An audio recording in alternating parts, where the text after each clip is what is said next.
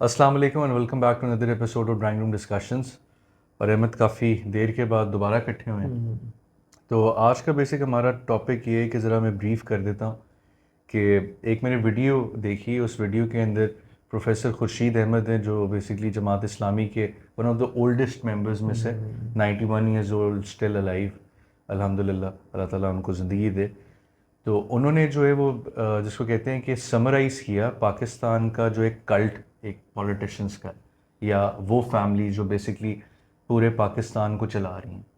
इस मुल्क में सेनेटर, असेंबली के मेंबर, प्रोविंशियल असेंबली के मेंबर्स और फिर उससे ऊपर वज़ारा, एडवाइजर, प्राइम मिनिस्टर, प्रेसिडेंट, इन सब ने एक लिमिटेड कंपनी अपनी बना ली। ये वो लोग हैं जो खुद अरबों में खेलते हैं, बड़े बड़े जागीरदार, बड़े बड़े जमींदार, लेकिन इन्हें अपने राज पर एक पैसा खर्च करते हुए मौत आती है। पब्लिक खर्च करवाते हैं, डेली अलाउंसेस यहाँ पर लेते हैं। आप दुनिया की बात करते हो, लेकिन दुनिया में फुल टाइम पार्लियामेंट का मेंबर होता है। वो हफ्ते में 5 दिन पार्लियामेंट पे काम करता है और 2 दिन कॉन्स्टिट्यूशन पे काम करता है। आपका सिर्फ प्रेसिडेंसी और प्राइम मिनिस्टर हाउस का खर्चा 1 साल का 1 अरब 72 करोड़ रुपए, जबकि इस मुल्क में एक आम आदमी को 200 रुपए माहाना हासिल नहीं। तमाम लोग कानून के पाबंद हो, और इस वक्त जो ये डिस्क्रिमिनेटरी रवैया जस्टिस के अंदर भी, इख्तियारात के अंदर भी, इंतजाम के अंदर भी, जो हुकूमत आती है वो इंतजामिया को इस्तेमाल करती है अपने जाती नौकरों के तरीके से, जुडिशरी को कंट्रोल करने की कोशिश करती है, प्रेस पे पाबंदी लगाती है, रेडियो टेलीविजन को अपनी जाती पब्लिसिटी के लिए इस्तेमाल करती है। इन तमाम चीजों को कायदे और ज़ाब्ते के तारुफ किया जाए। पाकिस्तान में मतलब हमेशा से, अब तो खैर नई नस्ल है, और अगर आपने तारीख़ नहीं भी पढ़ी तो आपने अभी रिसेंट अगर मतलब पॉलिटिकल इवेंट्स को ऑब्ज़र्व किया तो आपको बड़ा अंदाज़ा हो गया होगा कि पाकिस्तान में बेसिकली जहाँ आपको लग रहा होता है कि ताकत है वहाँ ताकत होती नहीं है। मसलन पार्लियामेंट सबसे सॉवरेन इदारा समझा जाता है, वज़ीर आज़म उसका सबसे जो है वो मुल्क का सबसे बड़ा चीफ़ एग्जेक्टिव है, और यही पार्लिमानी जमहूरी निज़ाम जो पाकिस्तान में उसमें यही है कि पार्लियामेंट एक बालादस्त इदारा है और वज़ीर आज़म जो है वो मुल्क का चीफ़ एग्जेक्टिव है, यानी सारी ताकतें उसके पास हैं। लेकिन वो कितना उसके पास मतलब पावर होती है और वो कितना बाइख्तियार होता है, या उसको पार्लियामेंट को डिज़ोल्व कर देना, या पार्लियामेंट में नंबर गेम को बदल देना, या पीएम को बाहर निकाल देना, ये कोई बहुत मुश्किल काम नहीं है। पाकिस्तान में कोई बड़ी बात नहीं है। और फिर वही चीफ़ एग्जेक्टिव 1 महीने पहले जिसको पूरी रियासत सलूट कर रही थी, वो फिर कैदी बन जाता है। तो ये तो एक बड़ा रीसेंट फिनोमिना है, लेकिन शुरू से अगर हम पाकिस्तान की तारीख़ देखें तो हमें ये बात समझ आती है कि ये जो भी इदारे फ्रंट पे होते हैं इनके पीछे एक बहुत बड़ा नेक्सस है, जो बेसिकली ये चाहता है कि सारी ताकत जो है वो हमारे पास ही रहे। वो कभी भी अवाम को या अवामी नुमाइंदों को इक़्तिदार देना ही नहीं चाहते, और उसमें सबसे बड़ी वजह उनकी जो है वो सीधी सीधी ग्रीड है, उनकी लस्ट है। मतलब पैसे वो बनाए जा रहे हैं, उस पैसे को मेंटेन करने के लिए उन्हें और मतलब वो चाहिए। मिसाल के तौर पे आप देखें मलिक रियाज साहब ने जो बहरिया टाउन बनाया है, तो वो अब मशीनरी ले आए हैं। अब वो मशीनरी अगर खड़ी रहती है तो खड़े खड़े नुकसान हो रहा है, वो मशीनरी वियर आउट होती है, पुरानी होती है। तो इट इज़ इम्पेरेटिव कि मलिक साहब नई नई जगहें ख़रीदें, नए नए बहरिया टाउन बनाएं, ताकि उनकी मशीनरी की कॉस्ट रिकवर हो। तो इसी तरह वो जो एक पीछे मतलब स्टेब्लिशमेंट जिसको कहना चाहिए, मिलिट्री सिविल दोनों की स्टेब्लिशमेंट वो बैठी है, उनके इस मुल्क में बड़े स्टेक्स हैं, बड़े बड़े उन्होंने प्रोजेक्ट्स लगाए हुए हैं। छोटी सी एक मिसाल मैं आपको देता हूँ, आईपीपीज़ जो बिजली इस मुल्क को, जो कारखाने बिजली घर जो हैं वो बिजली बेच रहे हैं, आप वो ज़रा लिस्ट निकाल के देख लें कि वो किन किन लोगों के हैं और उनके सियासतदानों से क्या रवाबित हैं, किस दौर में किस सियासतदान ने किस कंपनी का जो है वो कॉन्ट्रैक्ट हुकूमत से मंजूर करवाया। तो आपको सारा समझ आ जाएगा कि ये क्या है। तो पीछे जो है वो पूरे मतलब कैपिटलिस्ट हैं और सरमाया है। वही सरमाया जो है अपना फ्रंट मैन कभी सियासतदानों को बना देता है, कभी क्या हो जाता है। और कुछ इदारे हैं जिनके इस मुल्क में बिज़नेस काम तो नहीं है, बट वो इतने बिज़नेस कर रहे हैं कि वो खुद एक बिज़नेस ग्रुप है। तो वो फिर आपको समझ आती है कि बेसिकली इस मुल्क में पैसा रिवॉल्व हो रहा है, और जो इस्टेब्लिशमेंट कह लें या जो पीछे लोग बैठे हैं इन पावर कॉरिडोर्स के, वो ये चाहते हैं कि इस पैसे का ज़्यादा से ज़्यादा प्रॉफिट हमारे पास आए, आवाम के पास ना जाए। जो भी हम कमा रहे हैं वो हमारी बच्चों को, हमारी औलादों को, हमारी फ़ॉरेन प्रॉपर्टीज़ उससे बने, और पाकिस्तान की आवाम के एक्सपेंस पे वो ये सारा कुछ कर रहे हैं। लेकिन पाकिस्तान की आवाम जो है उसके साथ जो मर्ज़ी हो, उनको फ़िक्र नहीं है। तो वो लोग कभी ये चाहते ही नहीं है कि मतलब अवाम को ताकत मिले, क्योंकि अवाम उनसे हिसाब मांगेगी कि हमारे टैक्स का पैसा कहाँ जा रहा है। तो फिर वो मेक श्योर करते हैं कि वो रिश्तेदारियां भी जब करते हैं तो वो अपने तबके में करते हैं। उसकी वजह ये है कि अगर वो किसी बाहर अपने तबके से या अपनी फैमिली से शादी करेंगे तो उनको प्रॉपर्टी का शेयर बाहर देना पड़ेगा। तो वो फिर मेक श्योर करते हैं कि आपस में शादियाँ हों, और अगर शादियाँ भी उनके यहाँ जो है वो बड़ा एक बिजनेस ट्रांजैक्शन होती है, बिल्कुल ऐसे ही। प्रॉपर कैलकुलेशंस होती हैं कि अगर हम यहाँ से रिश्ता ले रहे हैं तो हमें कितना देना पड़ेगा और हमारे बिजनेस ग्रुप को कितना फ़ायदा होगा, और पूरी कैलकुलेट करके पैसे के पीछे अंधे हुए हैं, और उसमें उनके रिश्ते भी कोई नहीं है, उनको कोई एहसास भी नहीं है। तो ऑल इन ऑल बात यही है कि वो एक ऐसा तबका मौजूद है जो कभी चाहते ही नहीं है कि ताकत अवाम के पास जाए, और उसकी वाहिद वजह उनका प्रॉफिट है। से एज सिंपल एज दैट। वो कोई ये भी मैं नहीं कहूँगा कि बहुत ज़्यादा पागल लोग हैं या आवाम को अजियत देना चाहते हैं। वो सीधी बात यह है कि अपनी बच्चों के लिए और अपने लिए प्रॉफिट चाहते हैं, बेशक पाकिस्तान का और उसकी आवाम का बेड़ा गर्क हो जाए। तो फिर वो ये आपस में रिश्तेदारियां करते हैं और मेक श्योर करते हैं कि सारी ताकत आपस में ही रहे, आवाम के पास ना जाए, ताकि उनके प्रॉफिट के ऊपर किसी किस्म की कोई ज़रब ना लगे। ये नेक्सस होता क्या है? आपकी जो डिस्ट्रिक्ट लेवल है उसके अंदर सियासत किस तरह है, उसके बाद फिर प्रोविंशियल असम्बलीज़ और फिर नेशनल और फिर आगे आगे। तो अब इसके अंदर ये चीज़ मैं बताता चलूँ कि जो प्रोफेसर खुर्शीद अहमद साहब हैं उनका, तो उसके अंदर उन्होंने वाज़े तौर पे बताया कि आज से काफ़ी साल पहले की वो रिकॉर्डेड है। अब ये है कि जो मेन स्ट्रीम मीडिया है वो बिल्कुल ही, जिसको कहते हैं ना कि जितने भी आपके जो पावर कॉरिडोर्स के अंदर जो लोग चलाते हैं इन सिस्टम्स को, या तो वो उनके ओन किए हुए, या फिर ये कि जो हुकूमत में पार्टी बैठी हुई है वो उनके ताबे ये सारे चैनल्स और ये सारे नेटवर्क्स हैं। अब इनसे ये जाहिर होता है कि ये जो नैरेटिव वॉर जो बड़े अरसे से चल रही है, जिसके अंदर एक आम बंदे को शायद इससे गर्ज ना हो, उनको तो अपने खाने पीने से और बाकी सब चीज़ों के अंदर ही डाल दिया गया, तो वो उन्हीं चीज़ों के ऊपर ही सोचते हैं। तो जब ये आपका मेन स्ट्रीम मीडिया बहुत सारी ऐसी चीज़ें नहीं बताता, तो इससे साफ वाज़ेह होता है कि वो हमें एक ऐसी ब्लाइंड आई की तरह दिखाना चाहते हैं वो चीज़, कि जो वो चीज़ हमें बताएं वही चीज़ हम समझें। और इससे फिर ये जाहिर ये भी होता है कि जो उन्होंने बात बताई, उन्होंने कहा कि जी कि पाकिस्तान की जो ये फैमिलीज़ हैं, या अगर हम पीएम हाउस का ख़र्चा उस वक्त देखें, तो उन्होंने कहा कि जी 1 अरब के करीब करीब जो है वो आपका पीएम हाउस का बजट है। तो बंदा ये पूछे कि पाकिस्तान एज अ नेशन जो अभी तक पूरी तरह मैच्योर भी नहीं हुई, पूरी तरह स्टैंड आउट भी नहीं कर सकती, आपका इतना महंगा बजट पीएम हाउस का हो या गवर्नर्स का हो या एमपीएज और एमएनएस के प्रोटोकॉल्स हों, या आपके और सेनेटर्स और ब्यूरोक्रेट्स के जो हैं वो इतने प्रोटोकॉल्स और चीज़ें जो उनको मिलती हैं, क्या ये लोग इतनी सब चीज़ें लेने के बावजूद भी प्रॉपर्ली काम कर रहे हैं? नहीं काम कर रहे। मतलब आपका जब जो डेमोक्रेटिक सिस्टम है वो यूके से मिलता जुलता है।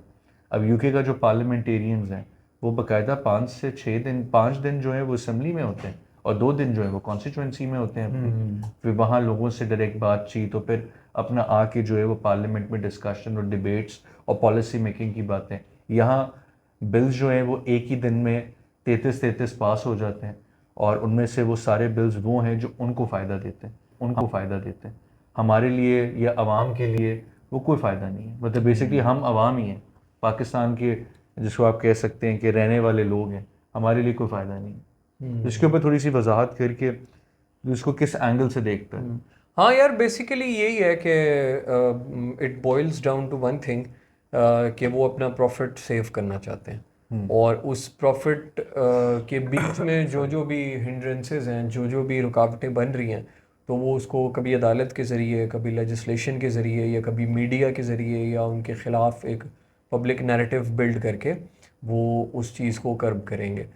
मसलन आप इसको इस तरह समझें कि बलूचिस्तान में से गैस निकल रही है, और सुई जो जगह है जहाँ से गैस निकल रही है, वहाँ अगर गैस मतलब जब पंजाब में गैस आ गई थी लेकिन सुई में अभी तक गैस नहीं थी, तो अगर सुई के लोग उठते हैं और वो ये कहते हैं कि हमें गैस चाहिए, या ये गैस जो हमारी इलाके से निकल रही है यार, ये आपने आगे तो पहुँचा दी है, हमें भी दो, तो वो फिर यही होगा कि वो ज़ाहिर बात है उनको रियासत के पैसे, मतलब अपेरेंटली वो कहेंगे कि यार अब हम गैस की पाइपलाइन बिछाएं और यहाँ गैस की सहूलियात दें, और फिर बिल पता नहीं उसका हमने किस तरह लेना है, क्या नहीं लेना है, इनको रॉयल्टी देनी पड़ेगी, तो इससे हमें जो है कमाने में थोड़ा मसला होगा, रादर देन हम किसी को गैस बेचें और पैसे कमाएं।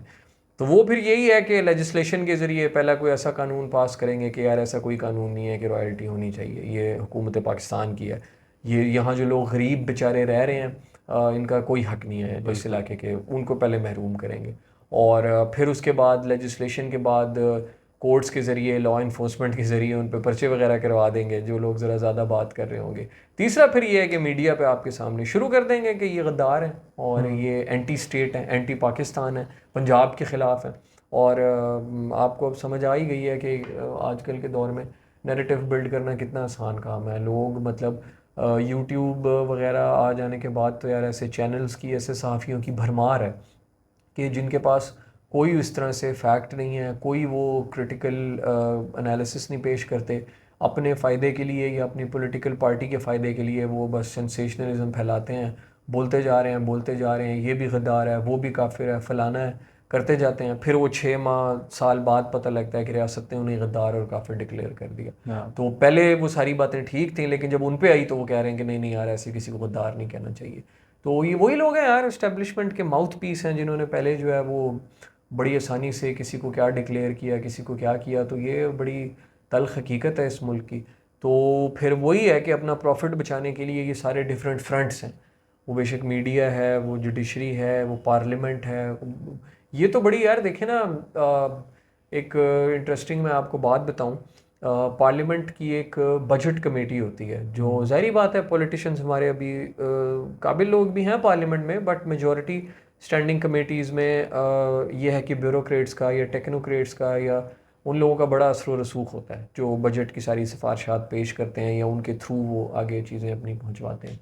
तो इस तरह की चीज़ें तो माजी में बड़ी होती रही हैं कि मतलब किसी particular let's say tobacco sector है, तो टोबैको सेक्टर के जो सारे बड़े हैं वो ज़ाहिर बात है उसमें मल्टीनेशनल कंपनीज भी हैं, पाकिस्तान के कोई अरबों खरबों के यानी कि रेवेन्यू बनाने वाले लोग हैं, जाली सिगरेट्स जो बनाते हैं, यानी टैक्स बड़ा उनका स्टेक लगा हुआ है इसके अंदर भी। तो वो सारे इकट्ठे होंगे और वो जो भी आपकी फाइनेंस या कॉमर्स मिनिस्टर होगा उसके पास जाएंगे, उसे कहेंगे कि यार ये टैक्स की स्लैब जो है वो बढ़ाने के बजाय कम कर दो और हमारे साथ मुक लो, क्या मतलब आपको चाहिए। और इवन कंपनीज जो हैं, अक्सर इस तरह होता है कि बड़ी कंपनीज के बोर्ड ऑफ डायरेक्टर्स जो हैं वो भी एज एन एडवाइज़र हुकूमत को एडवाइस कर रहे होते हैं, पर्सनल कैपेसिटी में या कभी प्रोफेशनल कैपेसिटी में।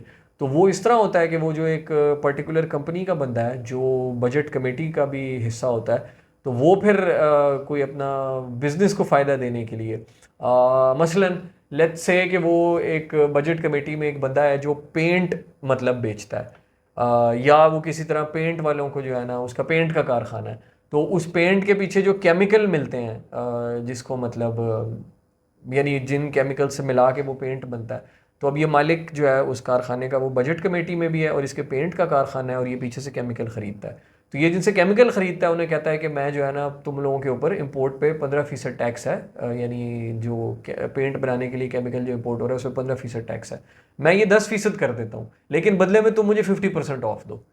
तो इस तरह की चीज़ें तो बड़ा मतलब वो ज़ाहिर बात है, और ये बड़ी नॉर्मल रिचुअल्स हैं इनके लिए। हाँ, क्योंकि उसमें सारे मिले हुए होते हैं, उसमें सियासतदान भी होते हैं। अब ज़ाहिर बात है वो जो बजट कमेटी का हिस्सा है वो जो सारा कुछ कर रहा है वो फिर हो सकता है कि सियासतदान को कहे कि जी मैं अपनी कंपनी के इतने शेयर आपके नाम कर देता हूँ, या मैं आपको फलानी फैक्ट्री खोल के दे दूँगा, हाँ, या आप मेरे साथ आएँ इस कारोबार में इन्वेस्ट करें। तो वो फिर उसमें अप्रूवल्स के चक्कर में मतलब अप्रूवल्स ब्यूरोक्रेसी दे रही है, स्टेक उसमें सियासतदान का है। वो जिन रस्तों से वो केमिकल आ रहे हैं अगर स्मगल होके आ रहे हैं तो वो उनमें रस्तों के ऊपर भी कोई लोग बैठे हुए हैं, तो ये पूरा नेक्सस होता है। तो वो फिर अगेन अपना, और क्योंकि हर जगह वो लोग होते हैं तो फिर इसी तरह ही है। अब वही पेंट कंपनी अगर किसी मीडिया चैनल को अपने एड्स दे रही है, यानी उनके इश्तहार चलवाती है 1-2 करोड़ के, तो वो उसके खिलाफ क्यों न्यूज़ ब्रेक करेंगे, उनका तो मेजर वो ऐड के जरिए उनका रेवेन्यू मरता है। तो ये पूरा एक मेजरली बहुत सारे ऐसे टाइकून्स हैं जिनको पहले जो है वो लोगों ने बाकायदा मीडिया पे ला के उनको जलील किया हुआ है और उनको जो है वो जिसको कहते हैं ना पर्दाफाश कर दिया, और अब वही लोग हैं जो बेसिकली बहुत सारी चीज़ों को ओन करते हैं। आपने मलिक रियाज का नाम लिया ना, मलिक रियाज जो है वो बहुत बड़ा एक पावर मैग्नेट है। मुझे याद है कि पिछले इलेक्शन के अंदर जब भी पीपल्स पार्टी का जब भी नून लीग का दौर था तब उसके अंदर हमारे पर्टिकुलरली इलाके में जो है वो पीपल्स पार्टी हार गई थी और नून लीग जीत गई थी, और बड़ी एक अजीब सी बात थी। अब उसके अंदर ये है कि पैसे भी चले, चेयरमैन्स को भी ख़रीदा गया, कभी किसी को रकम दे के ख़रीदा गया, कभी किसी को तोहफ़े दे के ख़रीदा गया, कभी किसी को अकीदतमंदी में ख़रीदा गया, कभी किसी को जो है गाड़ी देकर ख़रीदा गया। मतलब इतना पैसा अगर लोकल बॉडी इलेक्शंस के अंदर लग रहा है तो यार ये खाक पैसे लगाएंगे, नहीं लगा सकते ना। मतलब आपका एक अगर चेयरमैन मिसाल के तौर पे करोड़ से 1.5 करोड़ रुपया अपने इलेक्शन कैंपेन में खर्च करता है और उसको उसकी पार्टी वापस रिटर्न भी करती है, एक लालच तो सिर्फ आ गई ना।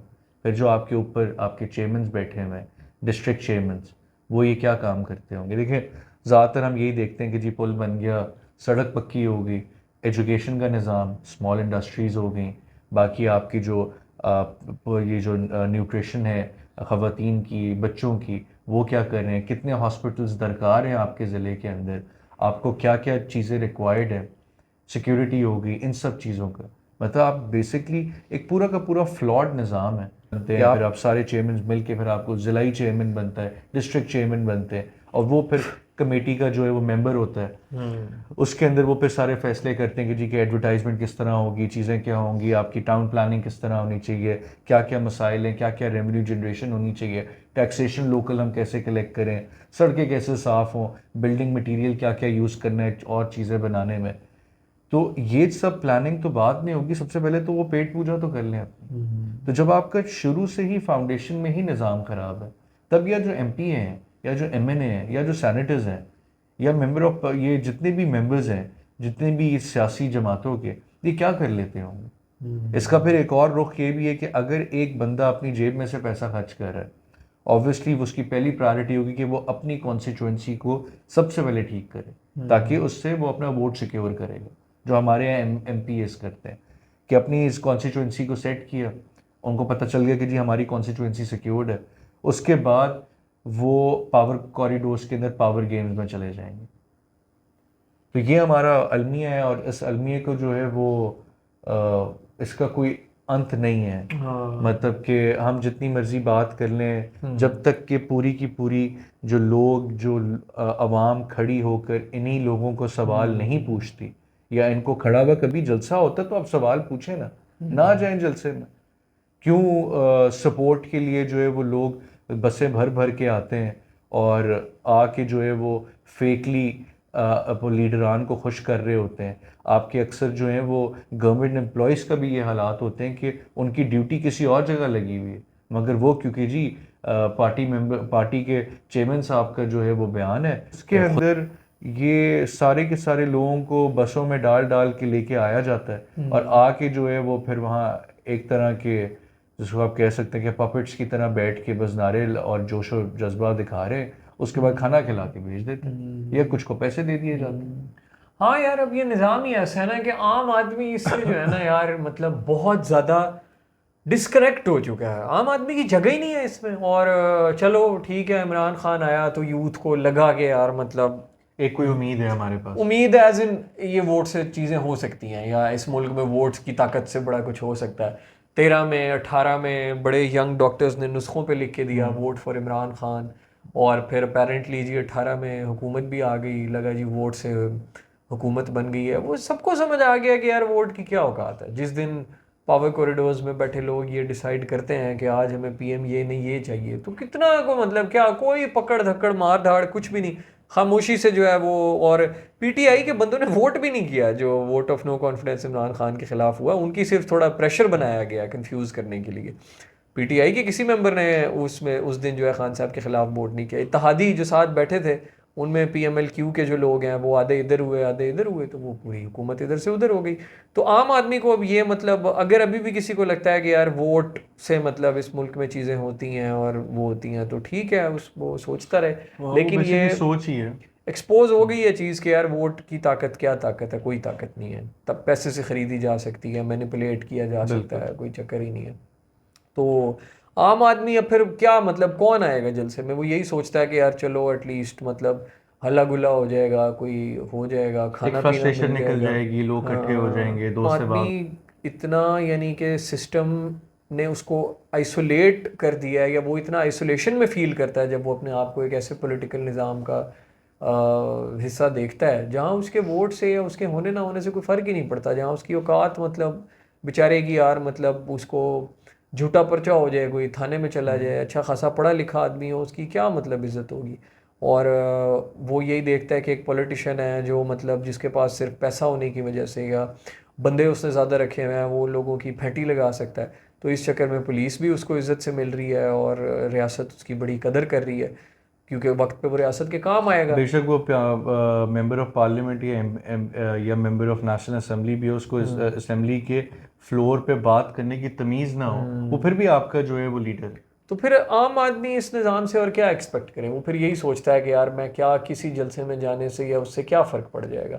तो ये भी मसला है, कुछ हम लोग बेहिस भी हो गए हैं, डिसेंसिटाइज भी हो गए हैं, और कुछ ये है कि नाउमीद भी हो गए हैं। और मेरा ख्याल है कि ये डिसेंसिटाइजेशन वाली बात भी ठीक है कि महज़ब माशरों में यार जहाँ कोई ऊंच नीच हो, उनके सियासतदान इस्तीफ़े देते हैं, उनके लोग जो हैं रोड्स पे आते हैं, बड़ा एहतजाज होता है कि यहाँ पे यार बड़ा बड़ा कुछ हो गया है, सब कुछ हो गया है, लेकिन किसी के कान पे ना मतलब जूं नहीं रेंगती।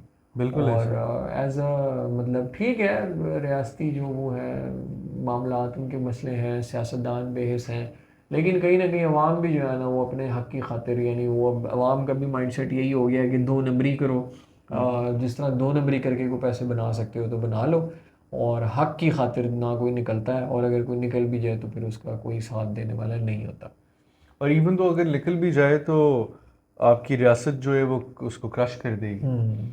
साथ ये भी है कि पुराने दौर में तो चले हमारे पास एक ये चीज़ ज़रूर कहने की थी कि यार वहाँ अगर हम फ्रीडम ऑफ स्पीच की बात करते हैं, वो तो पहले ही नहीं था, अभी भी नहीं है हमारे पास। अगर हम पुराने दौर में बात करते तो उस वक्त आपके पास न्यूज़ पेपर्स होते थे, रेडियो होता था और टेलीविज़न एक होता था। अब तो आपके पास मेन स्ट्रीम मीडिया भी है, साथ साथ जो है वो आपके पास सोशल मीडिया प्लेटफॉर्म्स भी हैं, और साथ साथ बहुत सारे लोग अच्छा काम भी कर रहे हैं। मगर बात ये सिर्फ आती है कि जब तक एज ए नेशन हम खड़े नहीं होंगे ना, चले हम नेशन को अभी ना जॉट डाउन कर देते हैं, जब तक आप अपने इलाकों में नहीं खड़े होंगे ना, वहाँ नहीं आप सवाल करेंगे, तो ऑटोमेटिकली ये चीज़ कभी ख़त्म नहीं हो सकती। ये एक विशियस साइकिल में हमें फंसा दिया जाएगा। देखिए आज महंगाई है, महंगाई भी ख़त्म करना आवाम का ही काम है।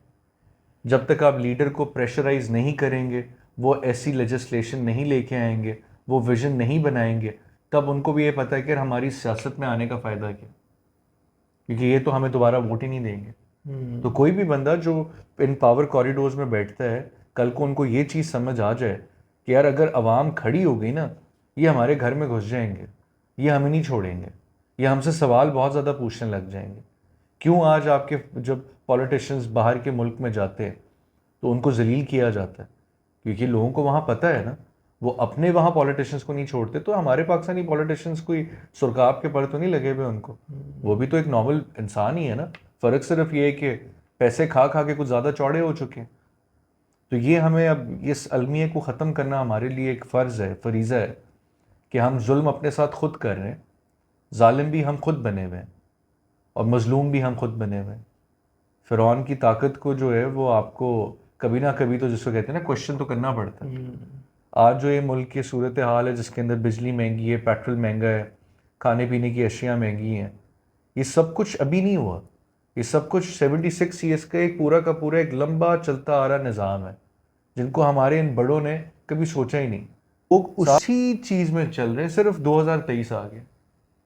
आज ये है कि लोग अपनी वीडियोस बना के बात कर सकते हैं, पैगाम दे सकते हैं, और फ़र्क कुछ नहीं पड़ा, क्योंकि मेजॉरिटी अवाम अभी तक सोई हुई है और वो उठना नहीं चाहती, क्योंकि वो एक डिल्यूजनल माइंडसेट के साथ है कि कोई आएगा, उठाएगा और वो सब ठीक कर देगा।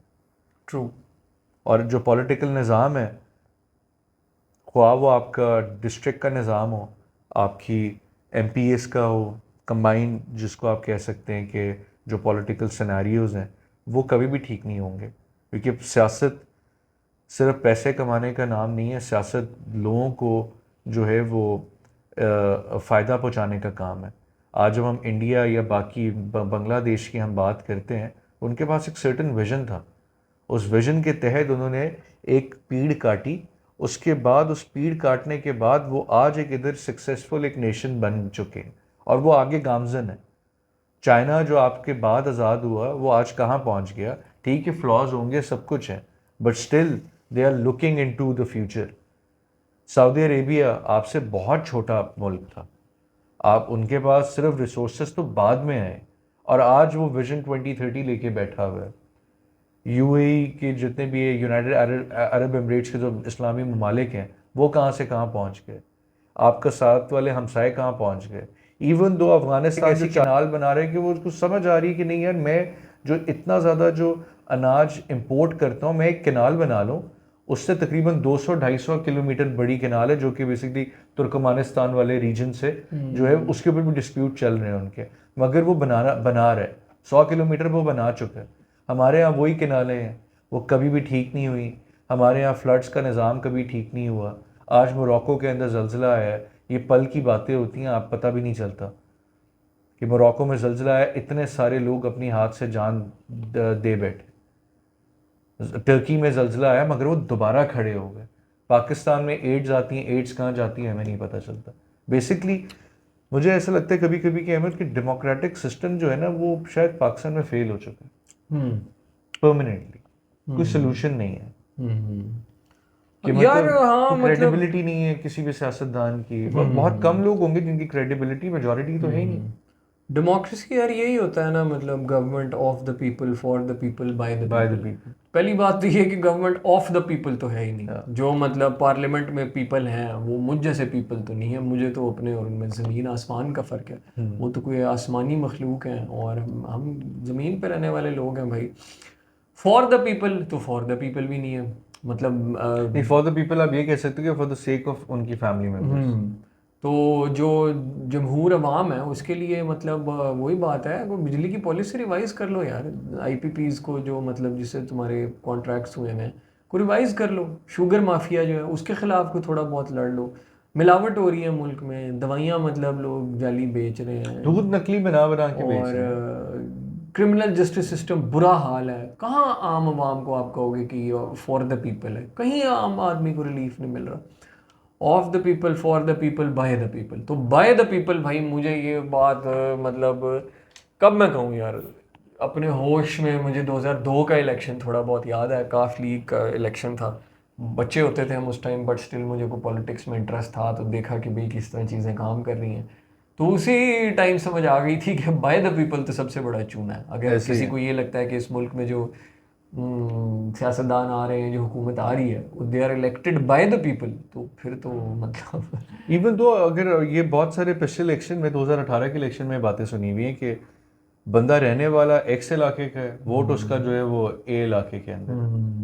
मतलब आप मिसाल के तौर पे रहने वाले खानपुर के हैं या आप लाहौर के रहने वाले हैं, आपका वोट इस्लामाबाद में, वो बंदा परेशान नहीं हो जाएगा कि मेरा तो वोट ही नहीं है।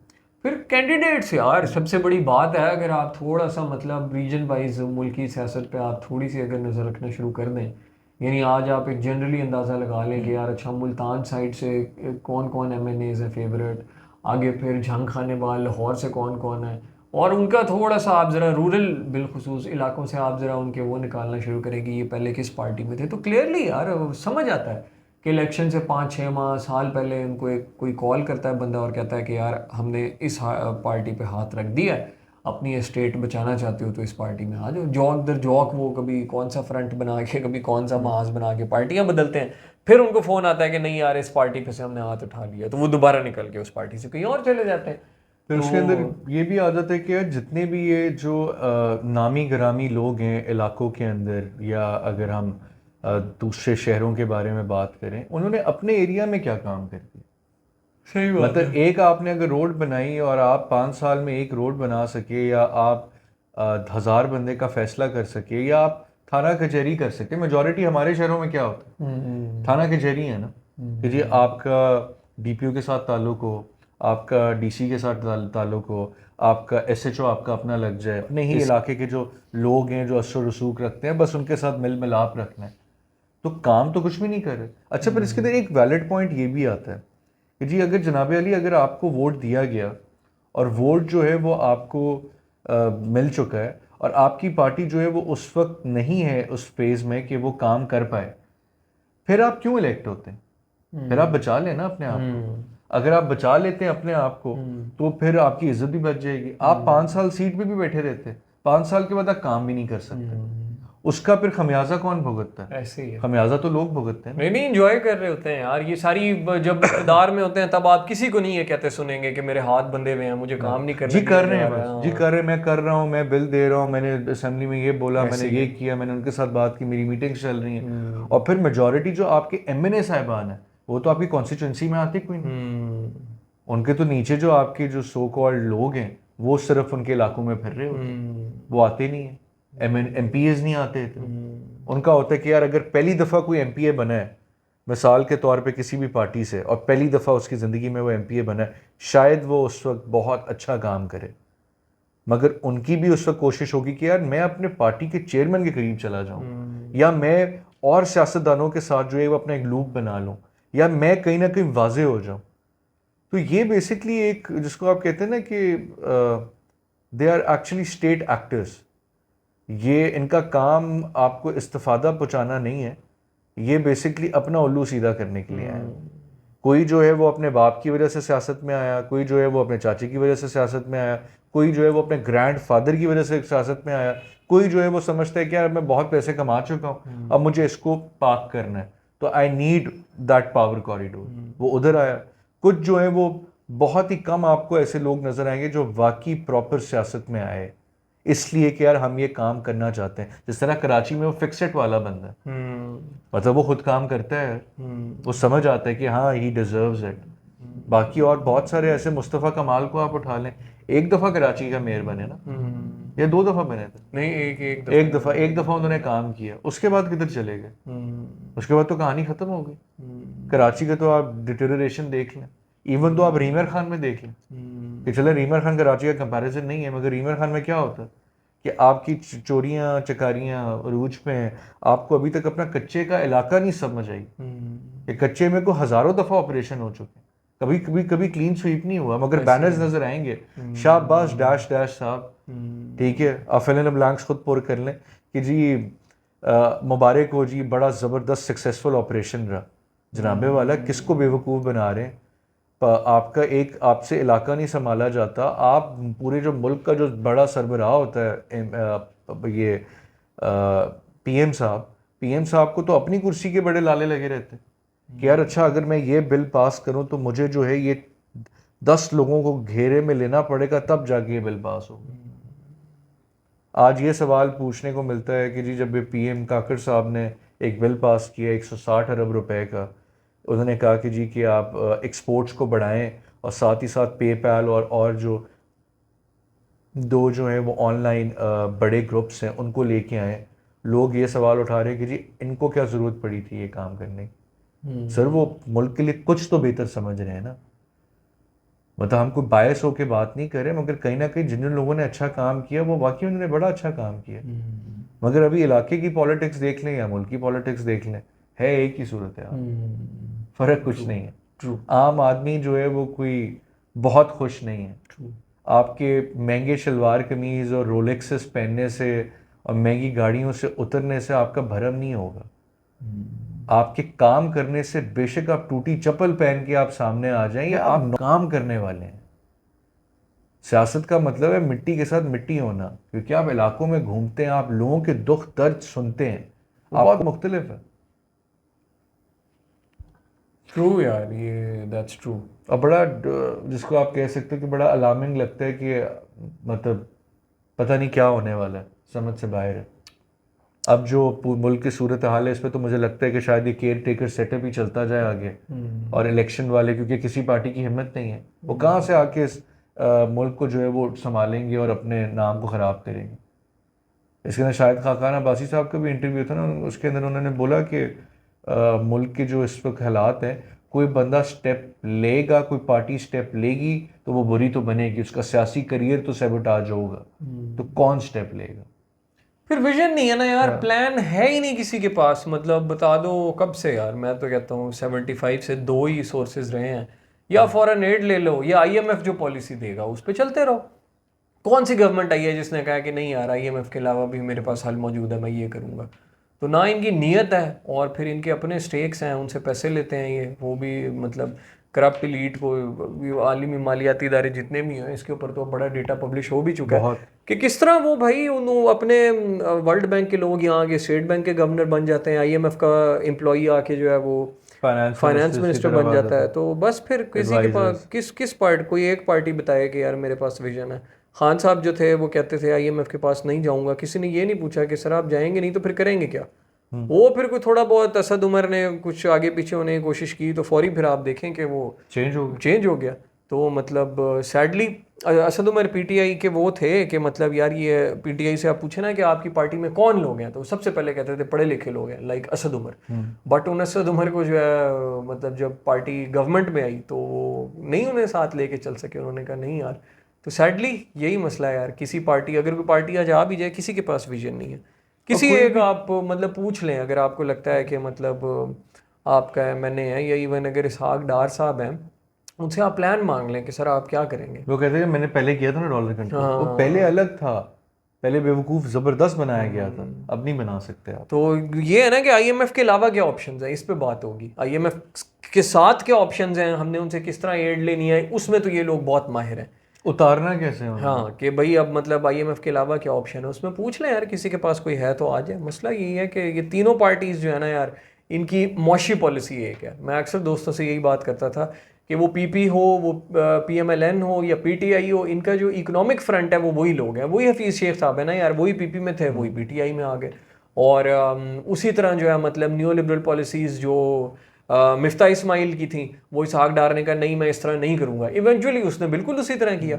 वही बात जो मिफ्ता इस्माइल पहले कहते थे वही बात उन्होंने फिर उसी तरह की, डॉलर को फ्री फॉल करने दिया। और मतलब जो है वो आपका सेटअप वही है कि हाँ, और अब क्या, अच्छा केयर टेकर की बात सुन लें। अब चलो भाई सियासतदान तो होते हैं जाहिल, टेक्नोक्रेट आ गए ना। वो madam Shamshad Akhtar state bank की गवर्नर रही है ना, if I am not wrong. तो ये तो सारे सियासतदान तो नहीं है, ये तो अपने अपने फील्ड के बड़े काबिल लोग हैं जो इस वक्त केयर टेकर सेटअप में। क्या पॉलिसी है उनके पास, है कोई पॉलिसी? वो भी यही कहते हैं कि IMF के पास ना जाएं तो और क्या करेंगे। यार इतने काबिल लोग हो, क्या बात कर रहे हो, कोई अल्टरनेटिव मतलब नहीं है। लेकिन बात वही है कि यार अगर क्या इस मुल्क में आपको एहसास है कि मतलब आपने जो है वो हिम्मत करना है, क्योंकि ऑब्वियसली IMF को जो पैसे आपने देने हैं आवाम से टैक्स लेके देने हैं, बिल्कुल, तो आपको कोई फिक्र की बात ही नहीं है। अगेन कोई अगर है इस तरह का कि जिसको अवाम की फिक्र हो तो ज़रूर सामने आए भाई, ले इक़्तिदार अवाम तो। और उसमें ये भी है ना कि अब खुदारा अगर हम क्लियर कट बात करें तो जो मुल्क चलाने वाले लोग हैं जनाबे वाला, अब आप आंखें खोल दें यार, खोल लें अपनी आंखें, क्योंकि मुल्क इस नहज पे पहुंच चुका है कि अवाम यार आए दिन सुसाइड्स हो रहे हैं, आए दिन चोरियां हो रही हैं, अंदर घरों में डाके डाले जा रहे हैं, फूड पैंडा के राइडर्स चोर बन चुके हैं। मतलब ये वो लोग हैं जो सफ़ेद पोश लोग हैं, जो मेहनत करने वाले लोग हैं। जब आप इनको इतना उस नहज पर लाके खड़ा कर देंगे तो कहीं ना कहीं रिटेलिएशन आएगी। मेन स्ट्रीम मीडिया तो भी कुछ बताते ही नहीं है ना, आपके जगह जगह जुलूस, जगह जगह मसाइल हो रहे हैं। ये बल्कि जमात इस्लामी ने बड़ा एक अच्छा इनिशिएटिव लॉन्च किया था कि जी कि हम बिल कम कराएंगे। अब हर बंदा इधर, एक तो मुझे ये नहीं चीज़ समझ आती कि जो भी इधर सियासी पार्टी आती है वो अपनी पॉइंट स्कोरिंग में लग जाती है। जनाबे वाला आपने पहले क्यों नहीं ये चीज़ बोली जब आप उनके साथ कोलैबोरेशन में थे? अब जब आप कोलैबोरेशन में थे, एक यूनिफाइड फ्रंट लेके चल रहे थे पार्टीज़ को लेकर, तो आपको चाहिए था कि तब आप जो है वो बैठते और बोलते कि जी कि ऐसे नहीं हो सकता, जो हमने पास्ट में गलतियां कर ली खान साहब अब ये नहीं हो सकती, ताकि खान साहब भी थोड़े से सीट पे नीचे आते कि नहीं यार मेरे ऊपर ज़्यादा जो है वो भार है, अब मैंने इसको चीज़ों को ठीक करनी है। यहाँ लोग आते हैं, आके अपना पैसे बनाते हैं, मतलब शोर शॉट आप ये कह सकते हो कि भाई पैसे बनाते हैं और चले जाते हैं।